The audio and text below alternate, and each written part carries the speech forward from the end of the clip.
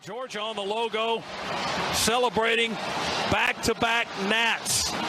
Perfection wears red and black tonight. 15-0. The Dogs have done it and won a second consecutive national. Oh man. Oh man. Oh man. Not again. Lead flicker to get the night started. Downfield looking for Godwin. Into his hands. And guess which Dogs are barking first? Uga, get after it. Sonny Michel will send the Dogs home to the championship game. And Bobo throws that thing in the end zone and yes! Touchdown! Touchdown in the goal line! Sigue Ringo, corta dentro, Ringo, touchdown! Georgia! Georgia Bulldogs bludgeon their way to back-to-back. Glory, glory, Georgia, as the fight song says. This is our love for each other. 1 + 1 = what? 3. We are better together and we are connected.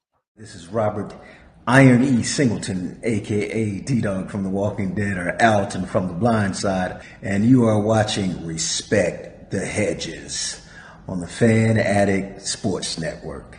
All right, guys, go Dogs, sick 'em.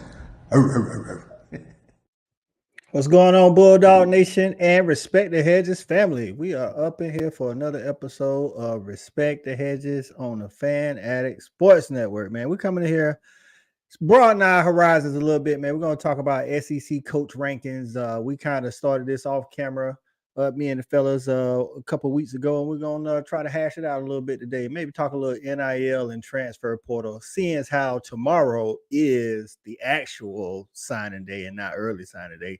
We're going to do all of that and more after these messages from the Tailgate Kings.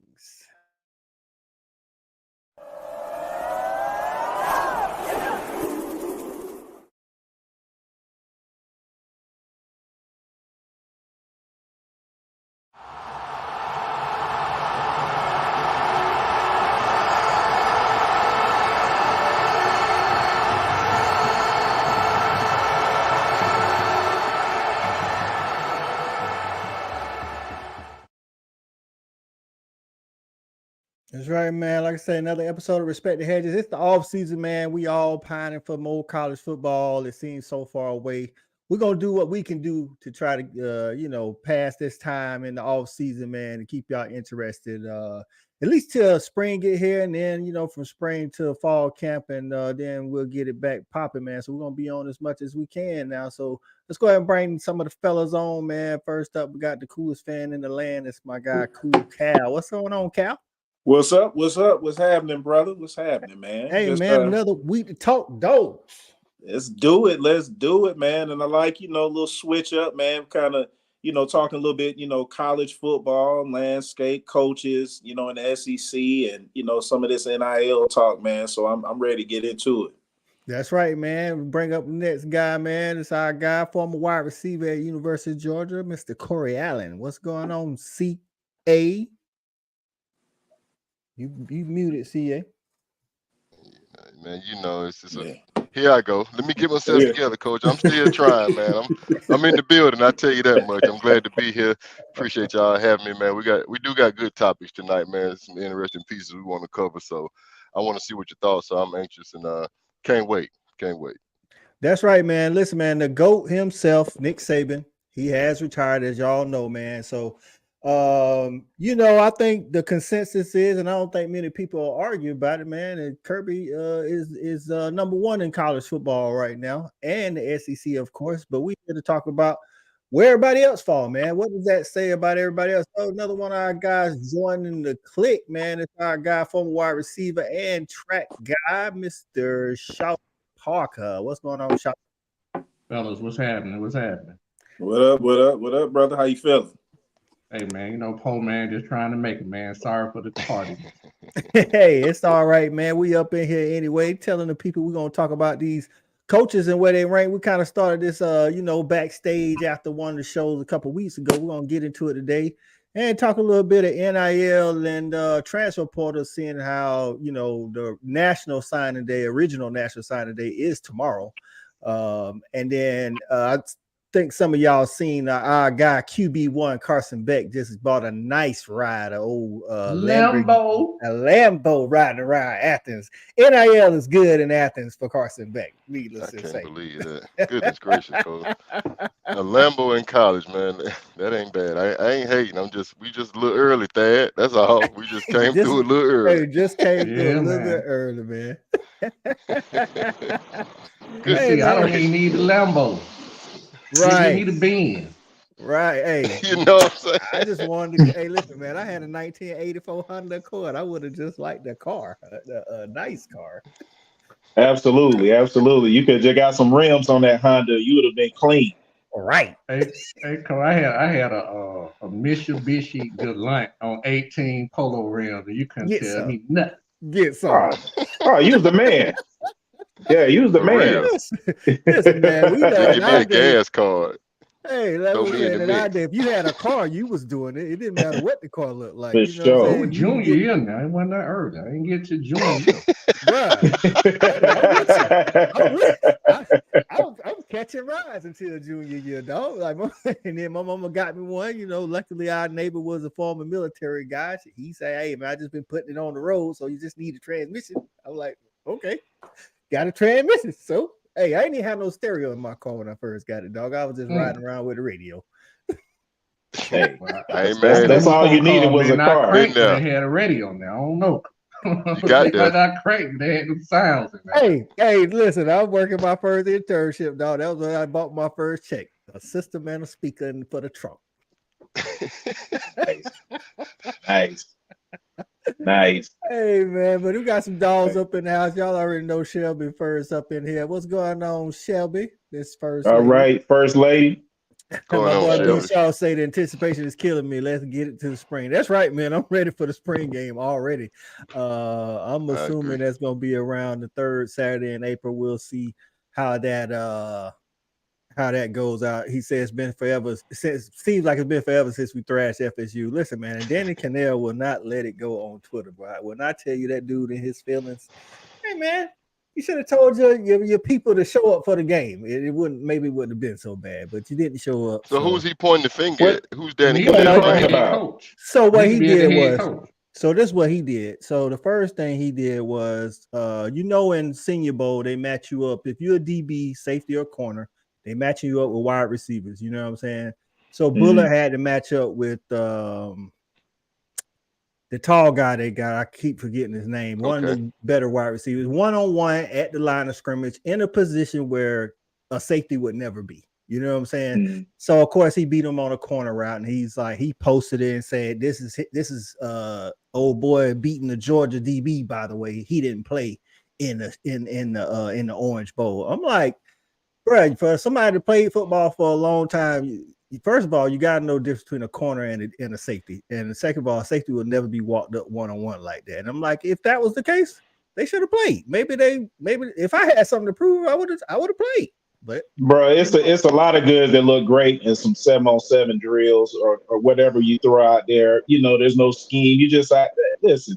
Danny Cannell, he's got it in for the Dogs. I don't know if y'all listen to him consistently, but over the years, I've listened to him and how he, shoots us a lot of shade as far as not thinking we're the best team in the country in quite a few years and saying, oh, these other teams, and he's had us ranked at 5 before when we've been undefeated. So he's got something in it for the Dogs. But like I tell all the FSU people, man, you can only blame yourself. If you wanted to prove something, you should have went out there and played. Right. And then they showed another clip. No, he didn't show it. I ended up retweeting it and tagging him. I'm like, it was Javon Bullock breaking up a pass in actual scrimmage situations against Jaheim Bell, who actually played for Florida State. He tried to post something. So, I'm like, yeah, what's up? Did Bullock win safety of the American team? He won best DB of the Senior Bowl. As voted on by the wide receivers. By his teammate. Yeah, that's what I thought. Because Lag got Did Danny Cannell post that? Nah. Dog fans was going dog fans was going crazy tagging him. I can't lie. I was happy to see Lag win that award. Bruh, Lag was that's amazing. Out there. Made a lot of money. Ladd made a lot of money in the last 7 days. Yes, sir. Right, yes, right. Sir. If he would have had a better quarterback during the game, it would have been even better. Like Milton was his quarterback, and let's just say it didn't go well for Milton. Yeah, he was trying That's to a force prime it. example of where you have some guys you could be on the fringe in terms of getting drafted, or you could just be on the fringe of second round, third round, first round. That kind of stuff right there, like CA just said, make you a lot of money. Right. And I'm being honest with you, Coach. Just to throw this out there, it didn't even matter who the quarterback was. Cause get what he was working their ass out in one-on-one and route running and all that. That way did it. But that's what, and the commentator was talking about how if it had been a better ball, it just did start talking about how much space Ladd creates. Dog, it's ridiculous how much space that dude create when he route running. That's a craft. Yeah, he good at his craft, man. Right. Marcus Jack, he did good that last week too.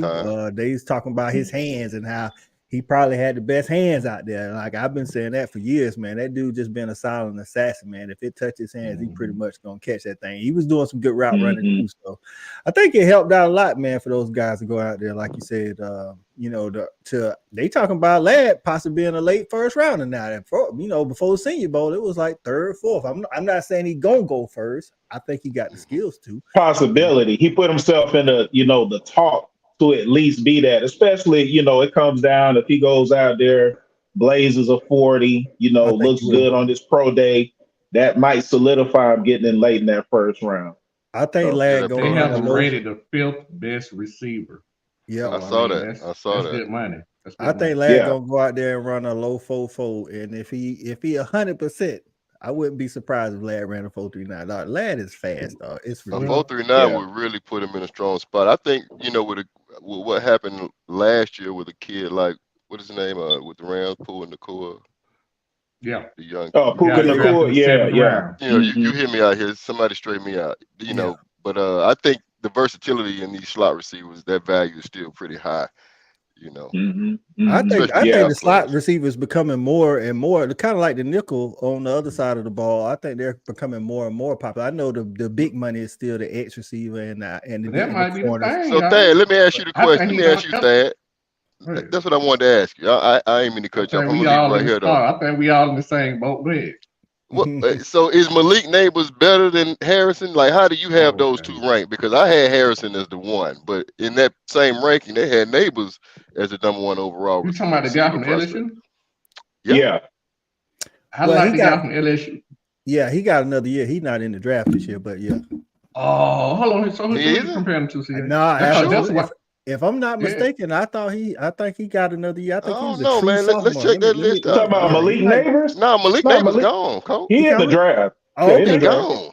Yeah, he number one ranked. That's what I was about to say. The list just came out, had him number one. Harrison number two. You're right. Y'all are right. It says here, NFL draft rumors, Malik Neighbors ranked over Marvin Harrison. Yeah, they've been talking about that this year. To your point, CA. Gotcha. Yeah, I can't. But I said that earlier in the season, midway through the season, on one of the shows we were talking about. I like the kid from LSU better. Now I'm gonna tell you what, CA, and I'm just gonna be 100 with you. I'm always 100. Now I like Neighbors' game better. I like him as a wide out. I just think Marvin gonna translate. And those are two different things. Yeah. You know what I'm saying?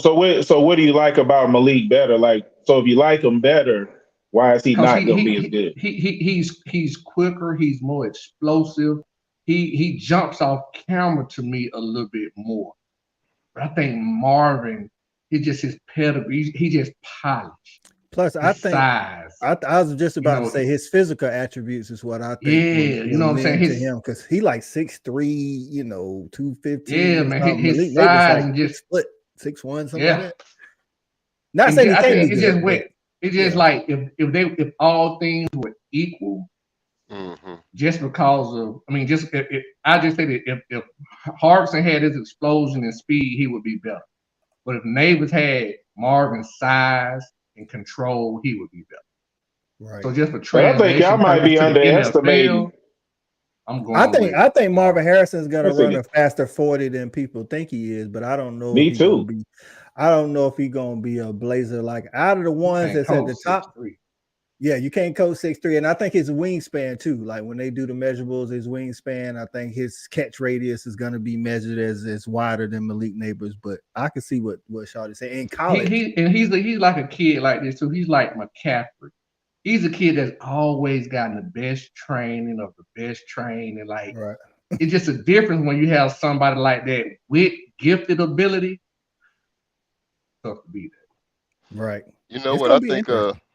I think it's definitely interesting. I think because of the way the rules are set up, the smaller, quicker guy has a lot more opportunity, especially as we moving across the field in these zones. When you look at guys like Tariq and, you know, the kid in the Rams, I think that slot, being able to maneuver in the slot, the shorter, more explosive player, it seems to have an advantage because quarterbacks are throwing the spots. Now, the big traditional X receiver like Harrison, you know, yeah, he gonna play day one, but they are looking for explosive plays across the middle.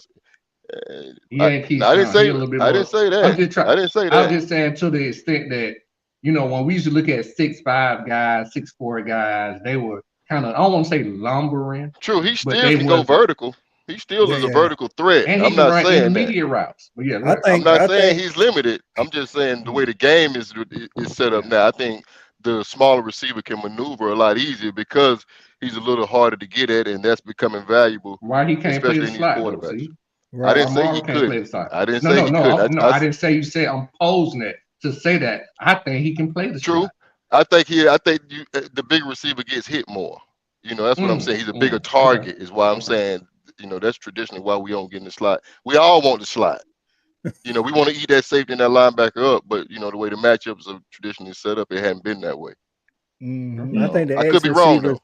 I think the edge receivers, I'm not gonna say suffering, but like to CA's point, don't have as many, I guess you would say, targets back in the day. Yeah, the targets. Because sometimes nowadays these D linemen, man, they getting it to the quarterback like in no time. So the quarterback got to get that ball out the hand. A lot of these offenses are starting to be predicated on getting the ball out. You know, under that hot route is gone. That's true, but I mean, if you have good coordinators, the coordinators know what to do with guys like that.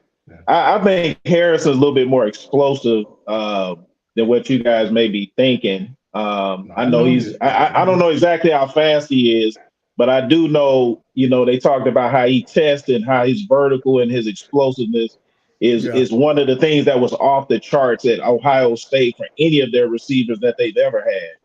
It was really off the charts. So he is, CA.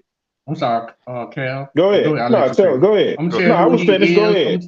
I'm gonna tell you who he remind me of, but right now maybe just not quite as physical at the line of scrimmage, but he's a more polished route runner. And I'm not saying he's gonna be this. He T.O. Yeah, T not like I could see that. Like, you know, T.O. was blazer. He was a blazer on the field too now, and he could run routes. So I could see that. True. I could see he didn't spend a lot of time in the slot either.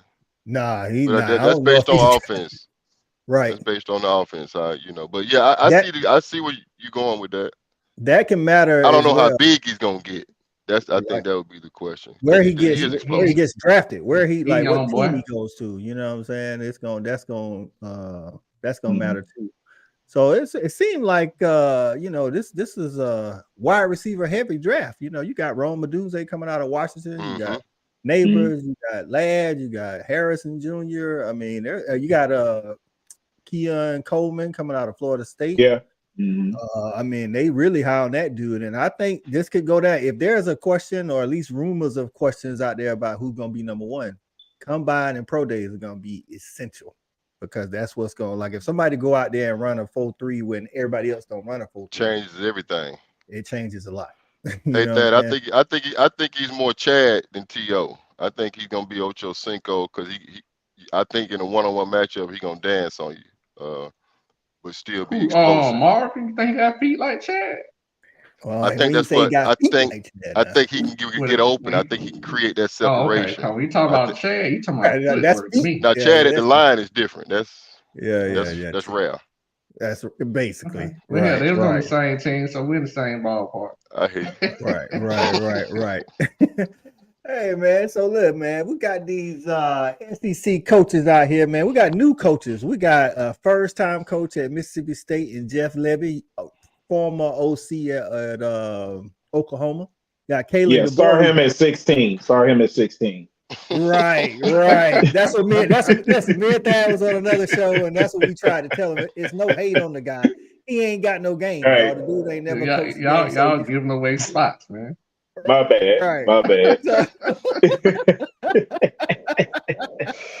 You know what I'm saying? We got Kalen DeBoer at Alabama, who's replacing Nick Saban, the GOAT. Just came off of a championship game appearance. You know, he's actually the only guy in the SEC that has a better win percentage than Kirby Smart, just by a little bit. Because he won at, I want to say it was Fresno State or something like that, and then he won at Washington. So he's kind of like I say that, yeah. So like Urban Meyer did with Utah before Utah was actually P5. You know what I'm saying? And then you got your stalwarts. You got people on the hot seat like Arkansas guy Sam Pittman probably. He about 15. He about 15. He close. So let's talk about it let's talk about it, man, from a top 5 perspective, man. Shit. Like I know we could go through these, but I don't know if we need to talk about them bottom tier dudes, man. It just is what it is. Unless we I'll be honest with you. I don't think we need to start at number 1. Oh, well, you want to run? Let's run through it all. Look at this. Hey, I'm just saying we ain't got all the guys on the show, but I like shit. Put it out there. All right. So go ahead. So we'll start with 16. Has anybody got anybody other than Jeff Lebby as not the worst coach, but he ain't got no experience, so he got to be a 16 by default, right? I got no issue with that. Okay. All right. I ain't do no homework. Yeah, who is he with? I got the people in front of me, so I could, you know what I'm saying. I'll definitely say he's definitely last on the list. Like I say, he's the OC from Oklahoma. He was the OC from Oklahoma. He's now at Mississippi State. He'll be a first-year head coach. Period. Like not just first year, but first year.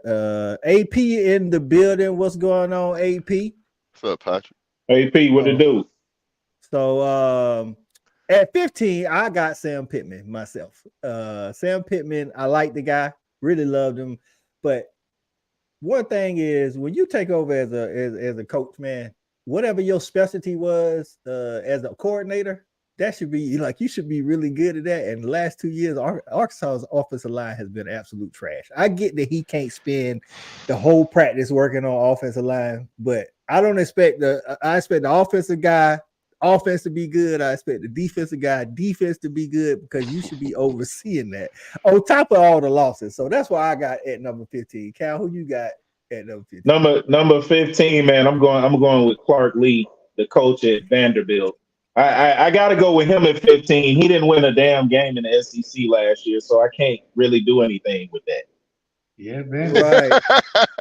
Let's do this. So I'm gonna give my bottom 5, and then I'm gonna let y'all give y'all bottom 5. So my bottom 5, and this is good suggestion from my guy B Shaw. So the bottom 5 for me: Clark Lee, Shane Beamer, Billy Napier, Sam Pittman, and Jeff Lebby. That's who I got in the bottom 5. And you can arrange them how you want to arrange them outside of putting Lebby last, but really it don't matter. This is my bottom 5, man. Like you said, Clark Lee didn't win a game in the SEC. I want to say last 2 years. Billy Napier, I mean, Florida got talent. I don't know what's going on down there. He's supposed to be an offensive guy, and his offense has been trash the last couple of years. Shane Beamer is a good hype man, but that's about where it stopped. And then I already gave my reasons on Pittman. So give me your bottom 5, Cal. All right, so we got Levy's last. We got Clark Lee. I'm gonna go Sam Pittman. He next, so that's 14 for him. I got Billy Napier next. He's garbage. I don't care what you say. If you're getting some kids from Florida, you should be able to win a few games. That's just how. Right. So I'm trying to look real quick. You just need one more in that bottom 5 now. Yeah, I guess I got to go with your Beamer. Yeah, I guess I gotta go with Beamer, man. I'm looking through the list. I was gonna go with Mike Elko, but I mean he did a little something at Duke, so I gotta give him a little credit for that. I gotta give him a little credit for that. Yeah, that's what I'm saying. So I'm with you, Coach. I gotta go with Shane Beamer too. Right. Shelby say we're not being fair on Clark Lee. It's Vandy. That's not fair. It is what it is. If you don't win a game, it is fair. Say that, CA. CA say he took the job. It's like, hey, you line up, you put your helmet on, you expected to go perform. That's like saying Kirby's not a good coach because he got talent. Right. Shawty, who your 5, dog? Your bottom 5. My bottom 5 is the same, guys. I had the same 5 coaches. I got Levy bringing up the rear, of course, because of no coaching.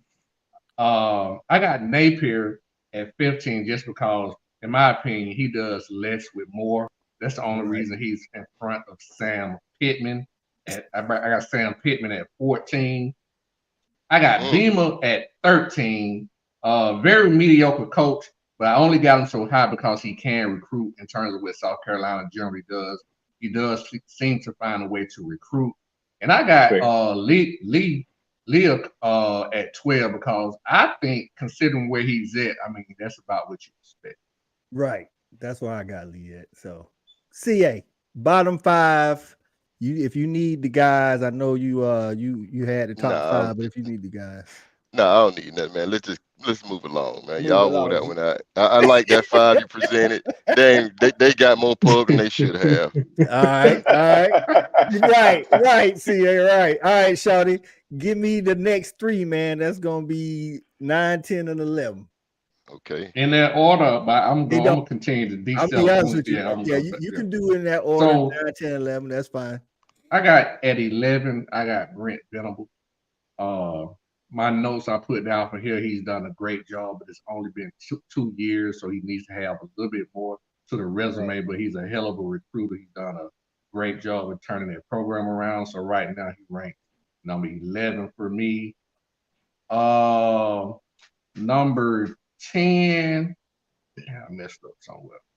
Number 10 for me, I got Elko. That's the guy that took over. Yeah, the guy from Duke. Yeah, he's done a great job. Right, he's done a great job at Duke. I mean, in terms of X's and O's, he clearly knows how to coach.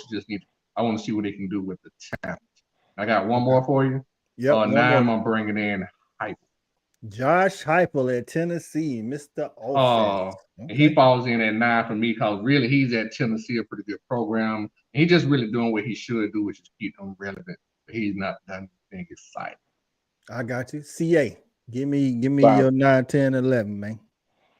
No, I agree with that, Coach. Coach, I didn't do my homework. I ain't gonna be able to say nothing until we get to the top 5. Top 5. Right now, y'all doing good. Keep going, fellas. I respect. Well, I'll just keep mine short. Mine's Elko at 9, Venables at 10, and Heupel at 11. See, some of the same reasons that Shawty was saying. All right, Cal, what you got? I got the same thing you got. So we exact same one. We got homework. Homework. No, I actually do got them up, but I do have that same order. I got my same list from when we did it the other day, though. So, all right, Cal, you can go ahead and start. All right, I'm gonna need you to give me 6, 7, 8, though. Okay, so we're gonna start 6, 7, and 8. Yep, 6, 7, 8. At number 6, I'm gonna go with Hugh Freeze. No. I'm sorry. At number 6, I'm going with Sarkisian. Excuse me. Gotcha. At 6. Just had a championship, not championship, but what you call it, a playoff final. Yeah. And I think he's definitely been a pretty good coach, but he hasn't shown the consistency yet, obviously because of some off-field things in some places. But I want to see him be able to do it again, have another season like he just had, and then I think he could maybe potentially move a little bit higher. I can see that.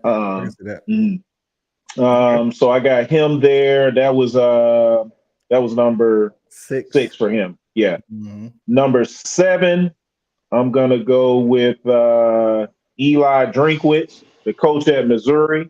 Mm-hmm. He's definitely rising on the board, doing a fantastic job. Another guy I want to see, can he have that type of year again? Can he go out there, win 10, 11 games, and follow up with the success that he's had this year? Because it looks like he's doing a pretty good job recruiting, getting some good kids and coaching them up. So I want to see, can he continue that success? I got And you. then at number 8, I'm gonna go with Mike Stoops. Mike Stoops has been really solid. Doing a good job at Kentucky. I think I think he does about as good as you can do at Kentucky. They're just not gonna have enough to break through that threshold. So, but I think he's a solid coach. Okay. Well, I got Sark at number 8 for the same reasons you said. I want to see some consistency. His other coaching jobs have been mediocre, including the previous years at Texas, but he did make it to a playoff this year. So I want to see him do it again. I got Hugh Freeze right in front of him at number 7. I think Hugh Freeze is I think he's good at X's and O's recruiting. Hey, I guess he played by whatever rules he can play by and get the guys, but I need to see him win some of these big games, not just beat Alabama every now and then. And then I got Lane Kiffin right in front of him. Lane Kiffin is fun to watch. I think Lane Kiffin always has offense at home. He doesn't ever really have offense on the road, and I feel like that's his thing. So he should be able to have better offense on the road. So, and he hasn't done anything as well, kind of like I haven't seen him beat anybody really. You know what I'm saying? So that's why I got 6, 7, 8. Shout it 6, 7, 8. So 8 for me is going to be Sarkisian.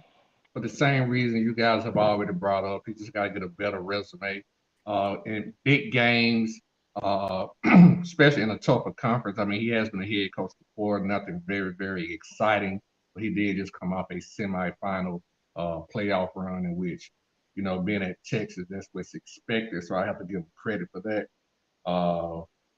Next, I got bringing up after him at the 6th position is it Drinkwitz?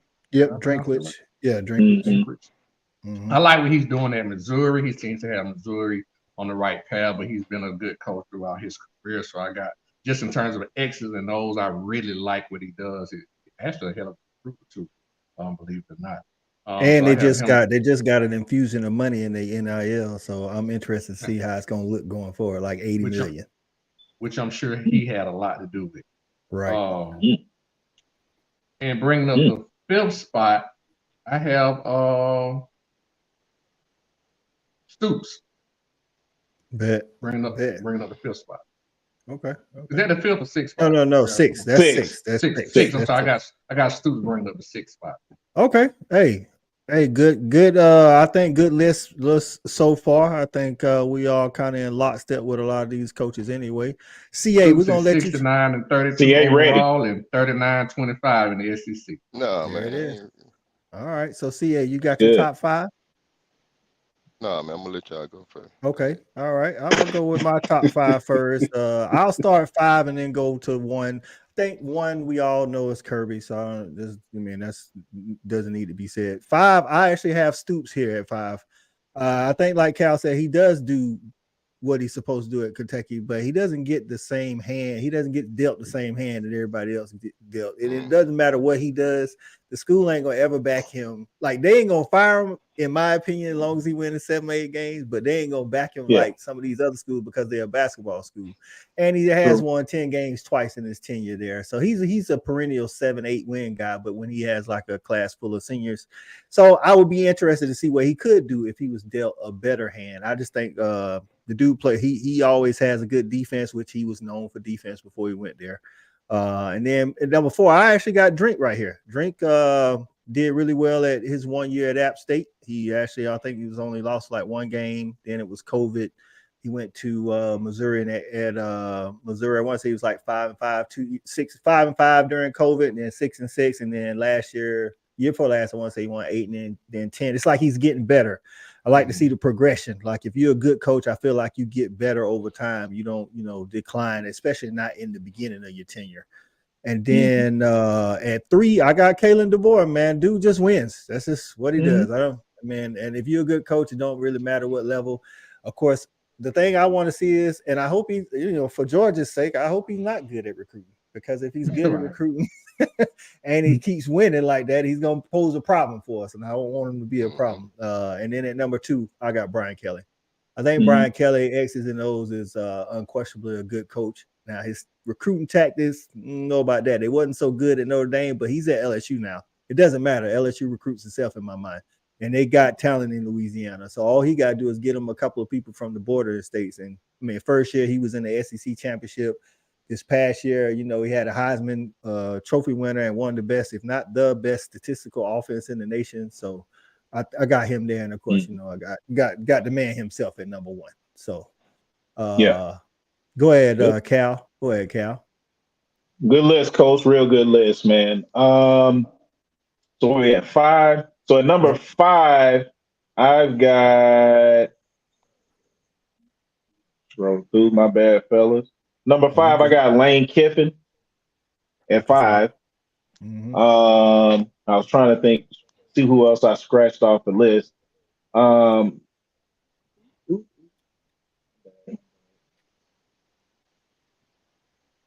obviously, who we got? I think the only people the only people you haven't named is Hugh Freeze, Kiffin, DeBoer, Kelly, and Kirby.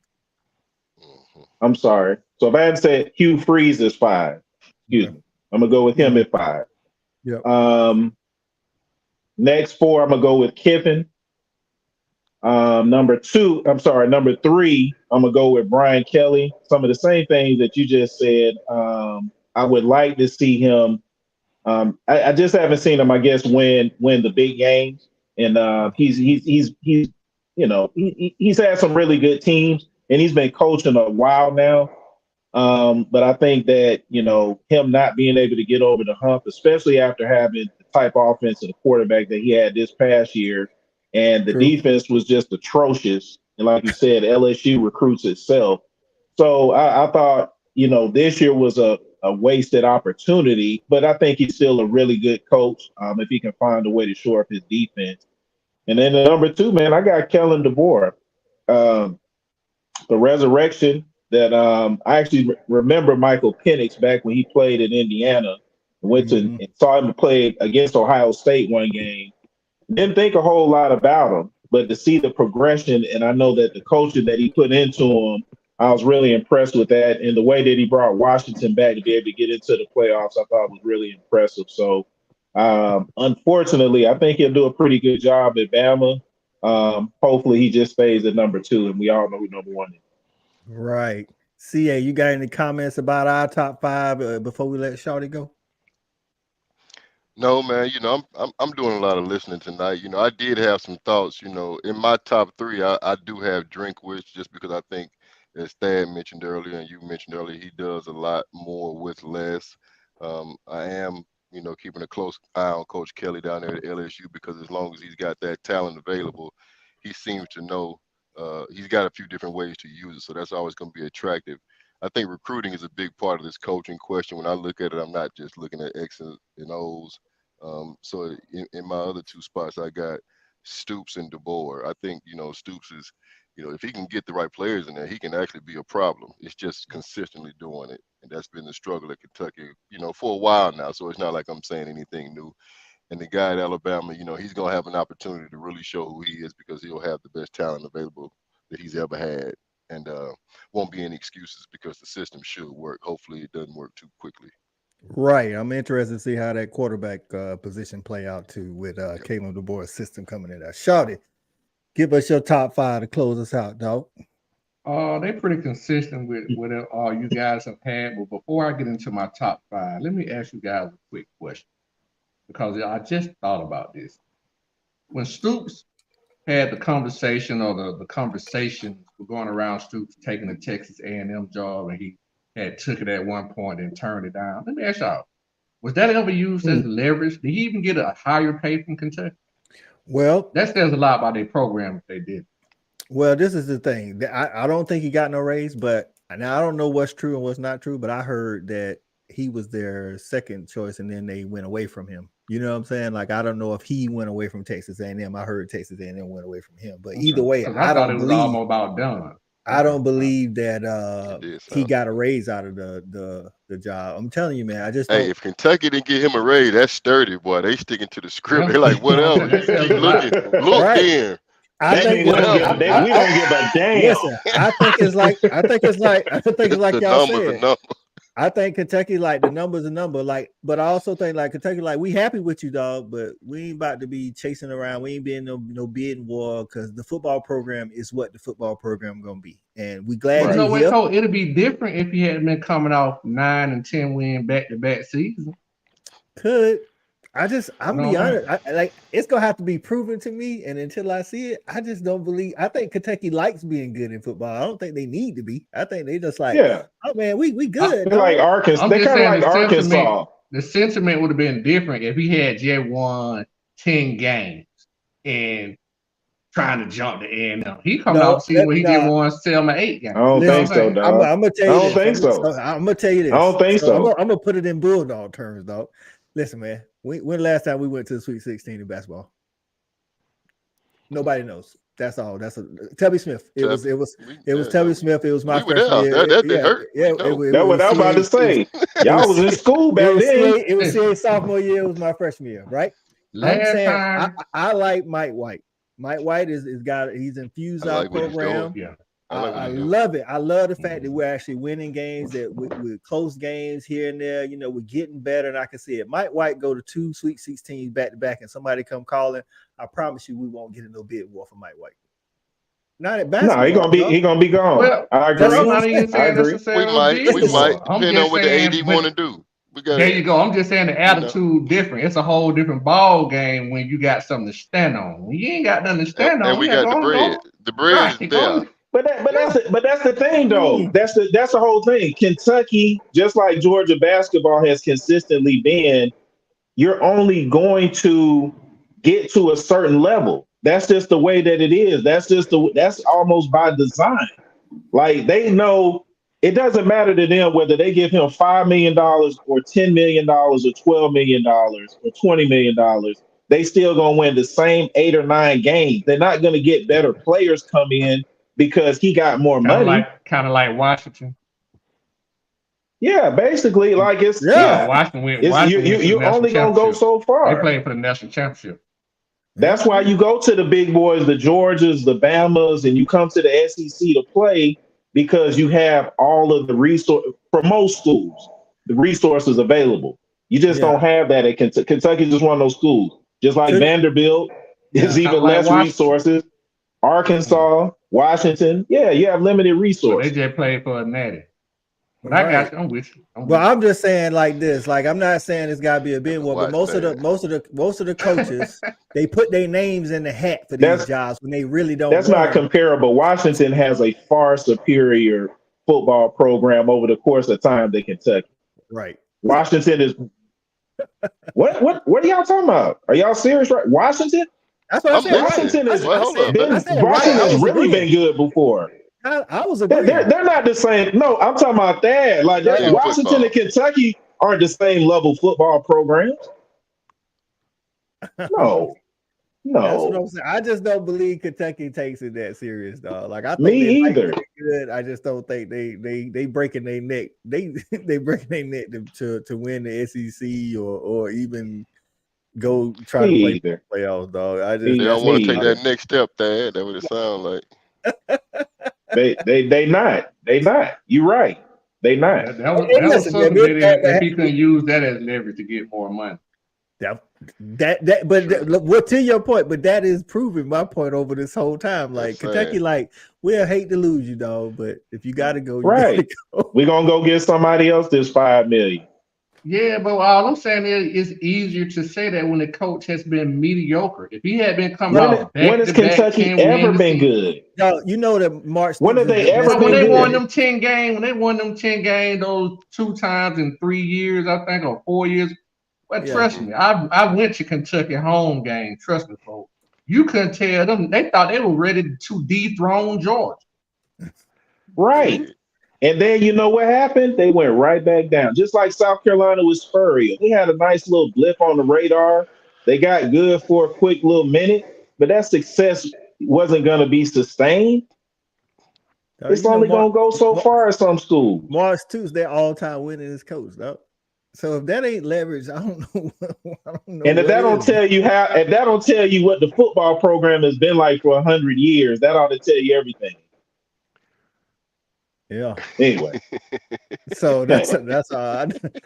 Can't believe you just said Washington and Kentucky the same program. Come on, man. Come on.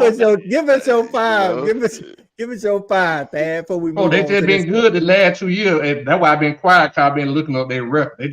They won 14 games.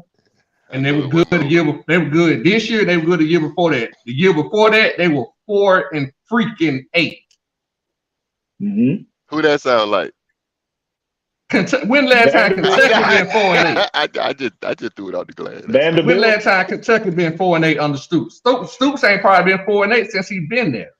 So Stoops, coach checking. Yeah, I'm checking too. That's why I wasn't saying nothing. Stoops' first year he was 2-10. And he was 5-6 in 2020. He was 5-7. So he got better as time goes. So he was 2-10, 5-7. We got better every year with the first 5 years, right? Yeah. He did. 10-3, then 8-5, then 5-6, 10-3, then 7-6, and then this past year, I don't know how many games they won. So So who's the better program? Football. History. We talking about history. It's not even over history. I'm talking about maybe the past 7-8 years, like since Stoops been there. Since Stoops been there, basically. You know what I mean? Okay. Right. But yeah, Kentucky's been better than Washington since Stoops been there. Callis, you coming out of high school? Where you going? That was kind of the point I would make. Kentucky. Well, Washington or Kentucky? Yeah. Washington. You don't want to compete against the best? You want to go out there and get that cakewalk, baby? Come on, get out of here then, man. We ain't fooling. Hey. You going for that NIL money? You went out there for the bread. No, I want to go back to the point that I can't believe he compared Washington to Kentucky. I want to go back to that. I want to go back to that. Oh, both of y'all flabbergasted. That's what I like it. Y'all, neither one of y'all can believe what y'all talking about. I don't know what he's talking about. We talking about Kentucky's program. It's gonna reach a certain point. That's what we talking about. They got a certain number they ain't going over. That. It's the same thing with Washington. When Alabama came calling, Washington was capped out. There was no competition. They didn't say, okay, we'll match they offer. They said we can't touch that. Who's not taking the Alabama job? I don't know. We don't know if he was paid the same money if he would stay at Washington. We don't know that. Who's not taking the Alabama job? You don't know. You don't know. That the whole point is Washington only got so many resources. They ain't got the same resources. That's the point. That's why you leaving. Yeah, they're in the Pac-12 Alabama conference. Their team get $70 million compared to their $35 million. That's total apples and oranges. Not apples and oranges. Sure it is. One conference get double the other one. Why wouldn't I go there? Why Dan Lanning stay at Oregon? So, he didn't get to Alabama. He didn't get the Alabama job. We don't know if he got asked to come to Alabama. That's what I'm saying. You don't know. Oregon's got great resources. What are you talking about? It's not like if any what school I'm saying in the country says Dan Lanning come, then Oregon can say. What I'm saying is I can't speak for Dan Lanning. I know they offered DeBoer You can't the speak job. for Kellen DeBoer either. You can't speak for nobody. You can't speak for nobody. Dan Lanning didn't take the job. That's what I'm saying. I don't know about Dan. I can't speak, but I know Kellen DeBoer was talking about resources. And he took the job. We talking about resources. And I'm Some schools that's why only you have limited resources, and that's why they capped out where they're gonna be capped out. That's the whole point. Washington, when Alabama called, Washington said, "Man, we can't touch that." There was no even competition. Yeah, they done. It's a different level. So you ain't never heard of Colorado, huh? Yeah, not till Dion got there. That's kind of my point. When you get the right man in, shit change. We don't know if Dion the right man or not. We don't know if Dion the right man or not. That's another story. That's another story. Yeah. This is the conversation. Yeah, with NIL, this is the conversation. Is Deion the man? Is Deion the man? He 400% better than they were. I'll tell you that. You're right. And brought in a hell of a lot more money right now. He's Sam Pittman. He's Sam Pittman. What was the record end of the year for Colorado? 4-8. They won 4 games. 4-8. Okay. They won the first 3, and then they was 1-8. Right. Before he got there, they only won 1 game. Hey, I'm sorry, that's 300%. I ended up being right. With my prediction. Me too. Oh, Shawty still owed me some tequila, by the way. Me too.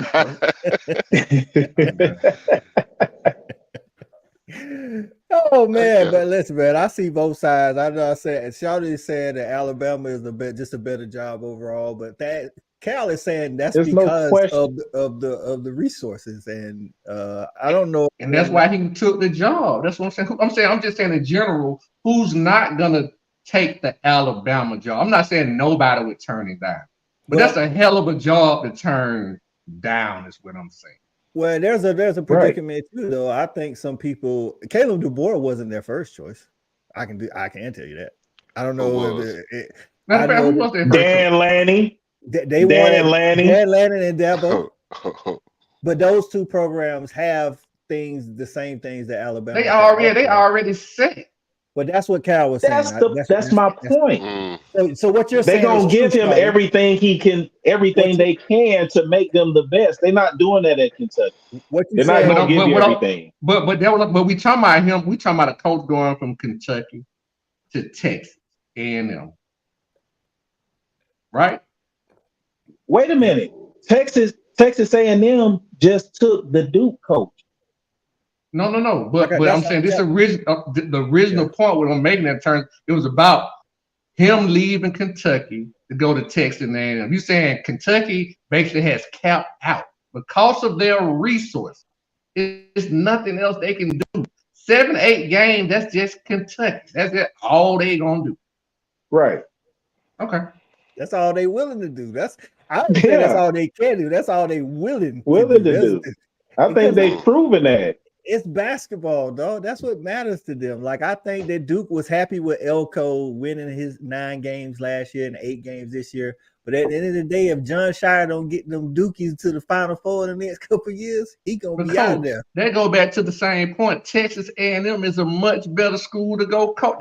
That's why I would leave. That's why I believe the rumors that they actually wasn't like they turned him away. He didn't turn them away. I don't think.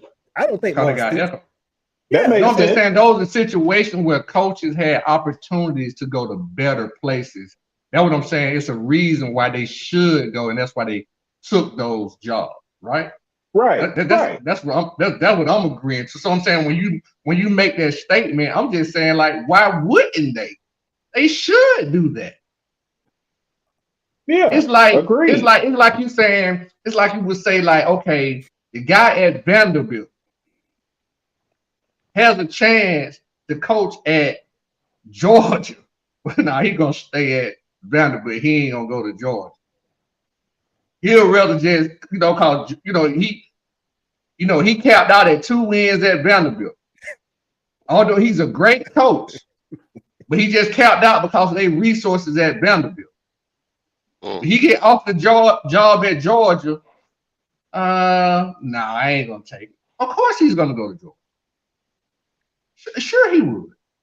Better resource. Okay. Just on average, I'm sure most people would do that. That's why I don't understand. You just regurgitate what I just said. I'm making it to the point. So when you said that, I'm like, that's why he did it. I was making the point that what you said didn't really make no sense. But go ahead. We going in circle at this point, I guess.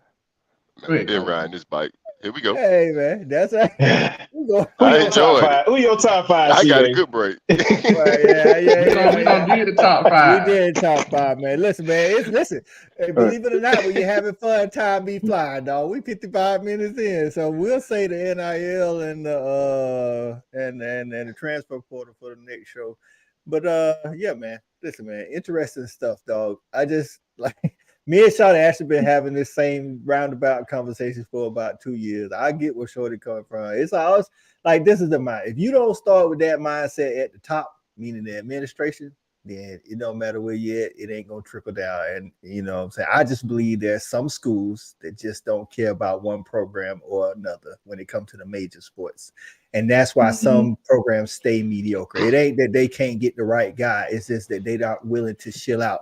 Like they can't afford to compete. They can't, the cost of doing business too high. And the coffers ain't deep enough. I don't Exactly. think at No some resources. places they just don't really care. So what school in the SEC? That's what I'm saying. So I'm just to that point. They talking about the cost of business. And what school in the SEC they can't afford any? What school in the SEC can't afford the other coach? No, Same coach. I don't believe there's a school in the SEC that can't afford it. I think some won't pay it. I just don't. I don't think there's like Vanderbilt been. I'm just going to what was said. Yeah. But I get what you're saying. Yeah, but it don't come down that they can't afford. Everybody can afford. Yeah, you know what I'm saying? Been sitting on money all but that's what I'm saying. That's what we talking about. Started upgrades. Yeah, like some schools, it's a cap. You know what I'm saying on what they gonna do. Like They I got don't know, but they kill the margin, baby. They got to spread it too thin. Kentucky saying, we only gonna give you $5 million. Kirby gonna make $15 million, and we gonna give Kirby everything. We gonna have all the resources to do whatever. Kentucky's not. So let me reverse it. This wouldn't happen, but I just want to reverse the dynamic. What if Kirby Smart were to leave Georgia right now and negotiate a contract with Vanderbilt? You think Vanderbilt stays the status quo? No, the issue is can they afford that negotiation? No, that's my whole. I'm just saying. That's why I said he negotiated a contract. I said that specifically, meaning he's signed. They have signed Kirby Smart. I'm just now. I say this is not likely. This would never happen. I'm just talking about reversing the. I'm just talking about reversing the polarities, just in case. I'm gonna say if Kirby Smart were to sign with Vanderbilt right now, that school would get exponentially better. Now, how much better? I don't know, but I think they would get better to the point where if another school, say like Georgia came back and offered the same money, I think Vanderbilt would match it once they get used to that success. That's just me. And I'm not saying that's not true. My problem is I don't think a school like Vanderbilt will ever take the necessary steps to get a guy like Kirby Smart. It's not just about the salary. Kirby requires. No. We already said it. I'm just saying I'm reversing the polarity. Let me finish to your point. I don't think they go. You saying they'll match it once they get used to the success. You got to get to the success first. You can't get used to nothing that you ain't never had. They didn't fight for James Franklin. James Franklin. No. What I'm saying is that's why I gave the scenario. That's why I gave the scenario. I try to speak very slow. Listen to me. So I heard what you said. Listen, you asked the question. Let me finish. You asked the question. You said that you think that Vanderbilt would pay to maintain that success, right? Right? Mm-hmm. Did they pay to maintain James Franklin? They didn't match what Penn State was offering, and he was winning 8 games. James Franklin did not have the success of Kirby Smart. He won 9 games at Vandy, dog. They didn't have the success that same success that Kirby Smart had. But if he won 1 year, that goes to the point that y'all 2 years. Okay, even 2 years. In a row. I'm just talking about if he was only there 4. He was only there 4. He won half the time he was there. Once again, he didn't have the success of a Kirby Smart. So you saying Kirby within 4 years, I'm asking, within 4 years, Kirby would like get Vanderbilt into the playoffs or something like that? That's what you're saying? Like how good would they be in 4 years? Okay. I'm gonna use encouragement. I'm gonna say it again. If they were to hire Kirby Smart's get to that program, and he makes that program very successful. Like okay, hold on. What's very successful? You never define very successful. No, you never defined that. Very successful at Vandy is what James Franklin did. Coach. I just literally said Like, as soon as I said success, I said like. I said like Georgia. I just said like Georgia. CA, did you hear me, CA?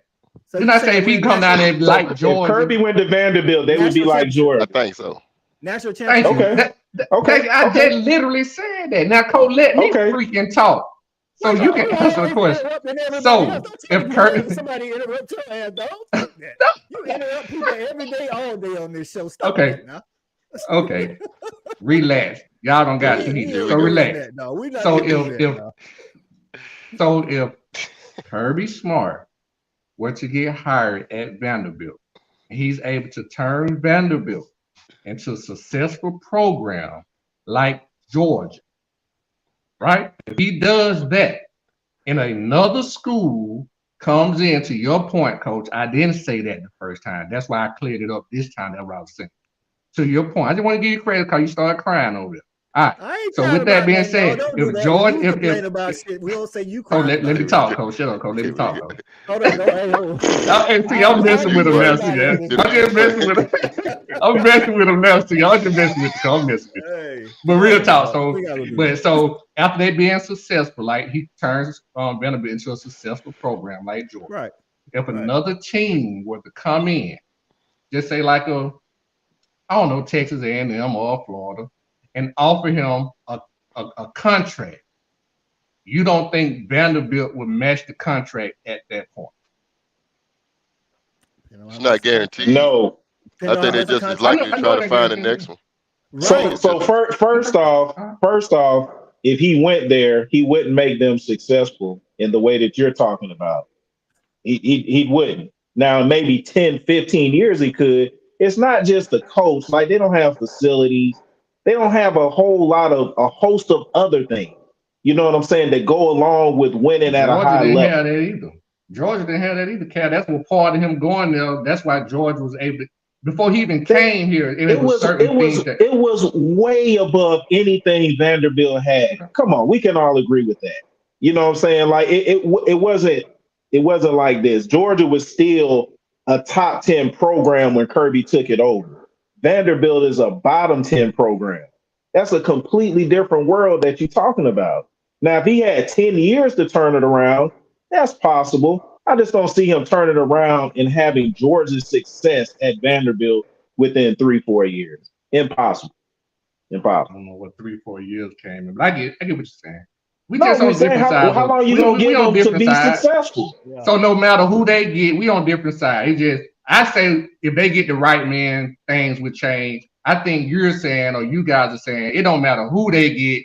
It's just certain programs. It just, they're not going to spend the money. It's a stepping stone job. It's what you just said. It's what you just said, Shawty.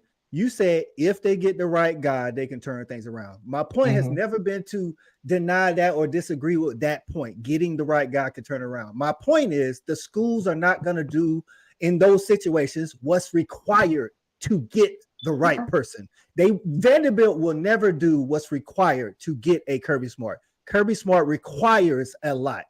They're not going to do what it requires to get him so he can get there and get that success. That's been my argument the whole time. Kentucky's not going to shell out, first of all, the money to pay that guy. Second of all, to give him the resources. Third of all, for him to be the man and have so much control of the athletics. Like they're not giving that guy all that because they want to give that guy to the basketball coach. That's what Kentucky wants to do.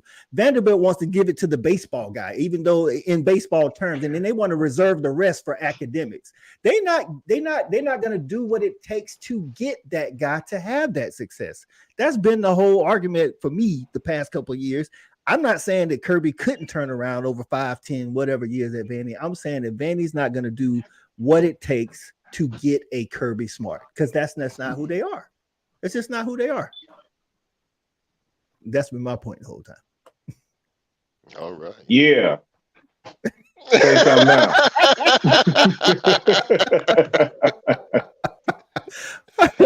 I think it's too. I think the risk reward ratio is too high for schools because you got to take that shot and you're more likely to miss. That's and what. You know what, CA and Coach Erik, and sometimes I'll be honest with you guys. Point to I told this. I told to get. Don't think I'm like just don't totally get where you're not coming from. I just don't totally I know I totally get where you're coming from. And at the same time, sometimes you get the right guy and you don't even have to spend that kind of money because you never know. Sometimes you take a chance and you get the right guy. Name the last 5 right guys. What you mean? The last 5 right guys left. I'm gonna tell you. Kellen DeBoer, when he had some success at Washington, he got the hell on for a better job. Brian Kelly, he left Notre Dame. Notre Dame might be the most prestigious program in the country because he's not going to have the resources. But they kept. No, they got Notre Dame got more resources than probably anybody in the country almost. But they just got an $85 million endowment. Right, he couldn't get the players. He couldn't get the players. That's why he left.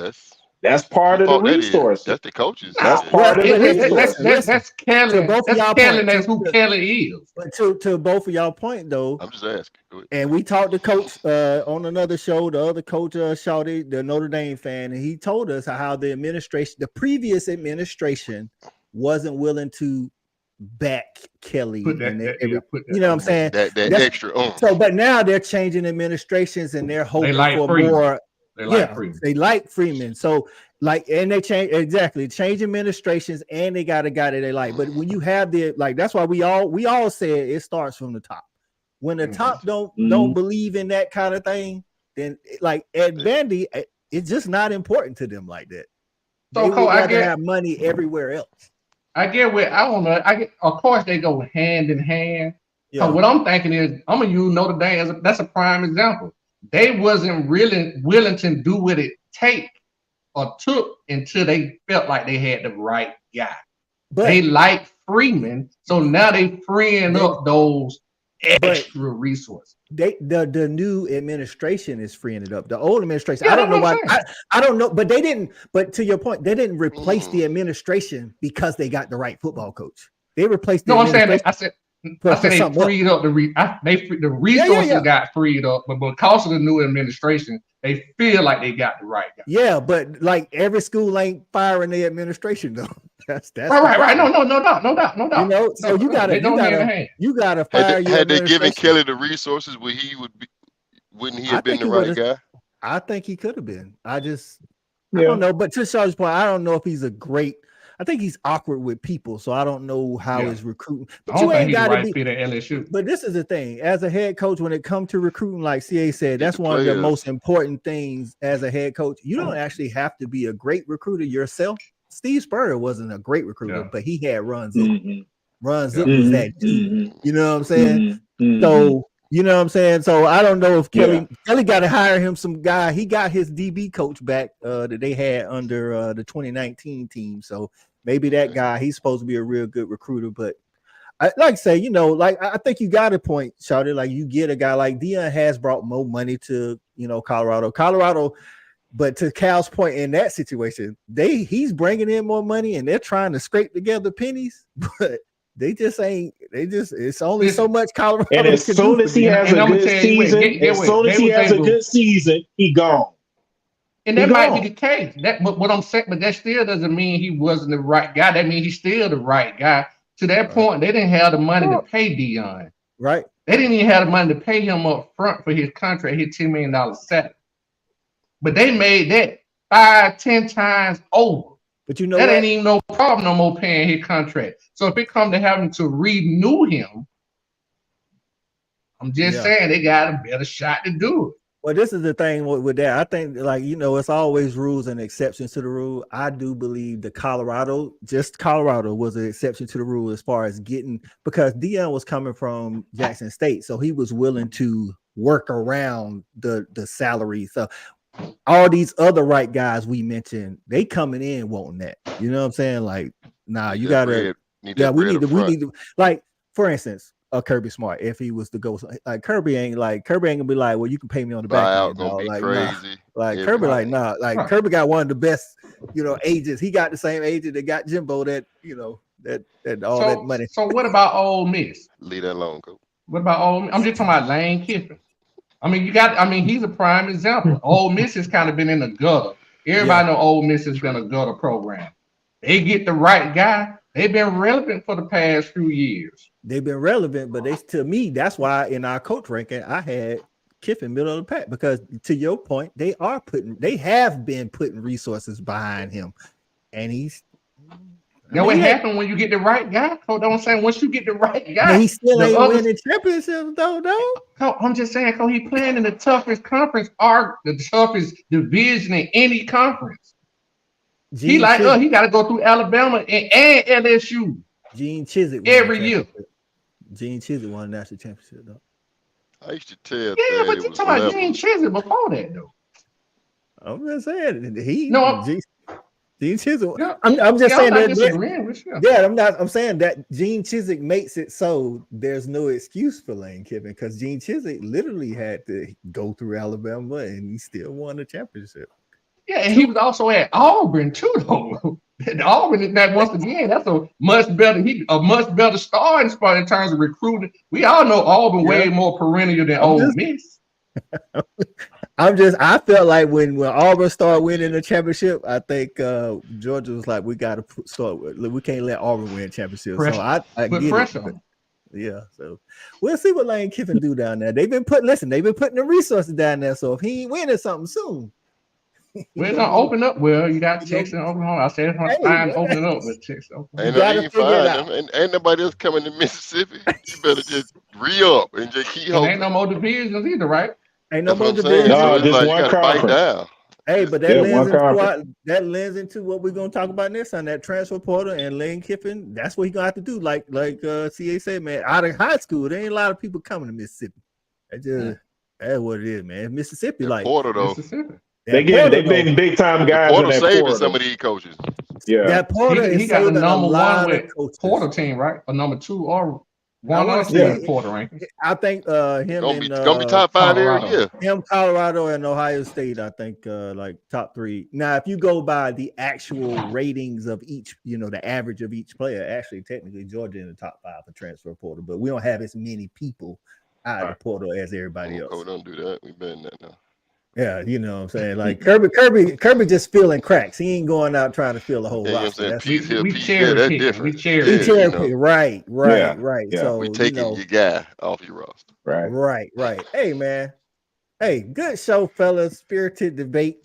We appreciate everybody, all the Dog fans watching. Sorry I didn't get to some of these comments. I know Shelby has a soft spot for Vandy.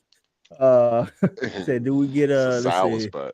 Right. Do you see we get I got another tight end from Army? I did not see that. Shelby, I'm gonna have to look it up and we're gonna talk about that because our next show we'll be dealing with NIL transfer portal.